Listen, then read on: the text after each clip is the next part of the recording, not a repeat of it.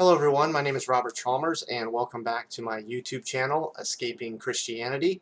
I know it's been a while since I last spoke with everybody, but I hope that you all are doing well and that that everything is great in your lives.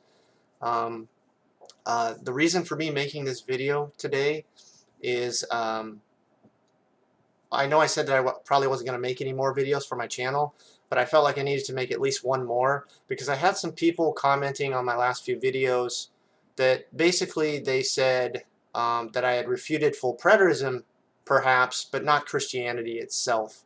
And so I just wanted to make a summary video because perhaps maybe I didn't say it clear enough in my last few videos. So I want to make it as clear as possible for everybody out there, whether you're Christian or not, for why I believe that the Christian God cannot exist. And so this is just going to hopefully be a relatively short summary video, and I'm just going to give you the most powerful argument that I think is out there. And so that's what you see here on this page. And so what I wrote down here is that there is over 100 eschatological time statements in the New Testament, and they all promise that the second coming of Jesus is going to happen shortly, it's near, it's at hand, it won't delay. These are the phrases that are used. And there's more than 100 of them in the New Testament, and I only put down maybe, there's a couple dozen here, or maybe a little bit more. But there's over 100. So if I say to you once or twice something to you, but I use ambiguous language, you might ask me to repeat myself, right? But after I say it 4 or 5 times, you probably know what I mean. Well, this is said over 100 times, and it's not ambiguous language. These are very clear statements that say the second coming is imminent. In fact, the first 7 that I recorded here on this list that you see are, they explicitly state by the Jesus character himself in the Synoptic Gospels that he's going to return, that his second coming will happen before all of his disciples die, and in the same generation that sees the temple destroyed. So you have those explicit ones, and then you have over 100 total that say that the second coming is at hand, it'll happen shortly, it's near, and all of that. So just to make this video short and sweet, this is one of the biggest reasons, this is my favorite reason for why there's only 2 options. Either the Christian God cannot exist, which I think is the correct one, or he cannot be trusted. Those are the only 2 options that you get. And just to talk about that a little bit further in just a second, I wanted to mention that in the second paragraph here, I have some that have the Greek word mello, which occurs 110 times in the New Testament. And if you've never done a study on that word, I would encourage you to do so. But you can just look up how it's used in the New Testament, and you will see that it's used for something that is imminently about to happen, something that's on the verge of happening. But then some of the ones I listed here in the first paragraph there's explicit ones that state that he must come back in that first century generation, that it's going to happen shortly, that it's near, that it's at hand. And so when you say something that many times, you just can't escape. You can't explain it away. It's not like it was said once or twice. So why was it said so many times in the New Testament? And the answer, I think, is at least clear to me. It's not because it's the Word of God. It's because the first century Christians were an apocalyptic cult who wanted to escape the troubles of this world, because we live in a world that has a lot of death, a lot of suffering, a lot of pain, and who wouldn't like to escape to a better world, right? And so that's what this first century, what these first century Christians were. They were this cult that wanted to escape, and there's been many cults like that throughout human history and different religions. But the proof that we know that they were lying is that these things didn't come to pass. So like when you read Paul's letters, Paul makes it very clear, like in Romans chapters 5 through 8 and some of his other letters, that he thinks the flesh and blood physical body, in fact flesh and blood is the term that he uses for the physical body that you and I have today, that he thinks it's under the power of sin and that it's corrupted by sin and that it needs to be done away with. You can hear him, or you can see him lamenting this in Romans chapter 7, especially towards the end of that chapter, when he longs to be saved from his body of death and get a new body. And he talks about that in 1 Corinthians chapter 15, the resurrection chapter, and specifically verses, well, the whole chapter, but especially verses 45 through 55, where he says this body of dust, this flesh and blood body that can inherit the kingdom of God, will be transformed and be given a new, angelic, perfect, immortal body that can't sin. And that these things had to occur in the first century. There's no way to get around that because you have it stated so many times in the New Testament, and I've included some of these here on this page. So you're only left with two options. Either the Christian God does not exist, which at least in my opinion I'm convinced is the correct one, or there's option two, you cannot trust him. Because I've heard Christians try to say that all these verses that I have listed on here, that they don't really mean what they say. But if somebody else said these things to you, if any other book said it or anybody else said these things and then they didn't happen, you wouldn't trust that person at all. You would know that they were a charlatan, that they were lying to you. But when it comes to the Bible, Christians won't hold it to the same standard, and the reason is simple. They don't want to lose their hope at some sort of better afterlife. They don't want to let go of it. Emotionally, they're not strong enough to do it. And so they make excuses for all these passages for why they don't mean what they say. But I encourage you to go look at all these passages. That's one of the main points of me making this video too. Don't take my word for it. Go look at all these passages that I have listed on here, and there's more that you can find, and just read them for what they say. The language is very, very clear. And there's many people just like me throughout human history that have noticed what these passages say. Just to give you one example, Bertrand Russell, who was a British philosopher, and I think he did some other things too, won the Nobel Prize. He had a great essay that he wrote, I think it was in about 1930, called Why I'm Not a Christian.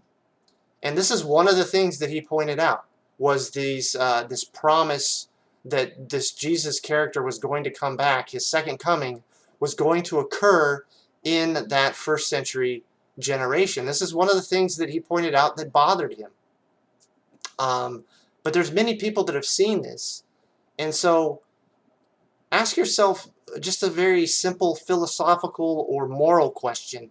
How can this God be a just, an all-just, or an all-loving God to communicate in these verses this way, and the language is very clear in these verses, and then break this promise, which you know meant everything to Paul, like I said at the end of Romans 7, and in his other letters too, he wants to escape his physical flesh and blood body. He wants to get his new body. He feels riddled by sin. He hates it. And this was the most important promise in the New Testament, repeated over 100 times, and it obviously didn't happen because you and I are sitting here in these physical flesh and blood bodies 2,000 years later. And I use that term flesh and blood because that's a term that Paul uses in 1 Corinthians 15, verse 50. It's a phrase he likes for the physical body. And Paul thought it was corrupted. And, you know, he says in Romans 8, verses 18 through 23, that at the second coming, not only are all the Christians going to get a perfect body, but the universe is going to be made perfect too. And these verses make it where it has to happen in the first century. There's no way to get it past that.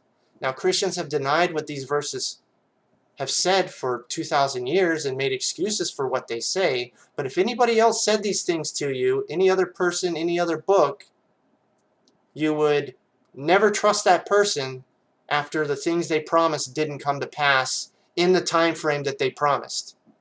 And these things didn't happen in the time frame that was promised, which was the first century. So either the Christian God does not exist, which in my opinion is definitely the correct one, or in option two, you cannot trust this God, and this God cannot be an all-just or an all-loving God for condemning people who read these passages, like myself or a Bertrand Russell or many others who have seen these apocalyptic passages that were not fulfilled and then concluded very logically that the Christian God cannot exist or he cannot be trusted. And then this God is going to come along at the end of my life or Bertrand Russell's life or any of the others and say, well, I know it said that, but I was just messing with you. I was just trying to trick you. I was testing you. You should have believed anyways. Now I'm all just and all loving to condemn you forever. The argument is ridiculous. I hope you can see how ridiculous that is. You can't claim you're an all just or an all loving God to condemn people for simply taking you for your word, right? Because this is what's recorded in the Bible, in the New Testament. And it's in very plain language. And then you say, well, I changed my mind, and you should have believed in my son Jesus anyways, and now I'm all just and all loving to condemn you forever. That's ridiculous. That's absurd. You should never trust a God like that. He broke his promise to Paul and to all these other people, and the reason why he broke it is because he didn't exist in the first place. As I pointed out in my other videos, I'm convinced that Paul was hallucinating. I've mentioned this in 1 Corinthians chapter 14, verses 2, 14, and 18, as well as Galatians 1, verses 11 and 12, and 2 Corinthians 12, verses 1 through 7. These are three passages where Paul tells you that he's hallucinating. Now, Christians don't read it that way. They think these are visions from God, but they're not. Paul's hallucinating. And you might say, how do I know that? The answer is easy. We didn't get a perfect universe with no more death and suffering and perfect bodies back in the first century like all these verses promise. We didn't get that, obviously. We still have all the same problems 2,000 years later. That's how I know Paul was hallucinating. Or he was deliberately lying and making it up. That's a possibility too, but I think he was probably just hallucinating because he was just a delusional religious person, to put it bluntly.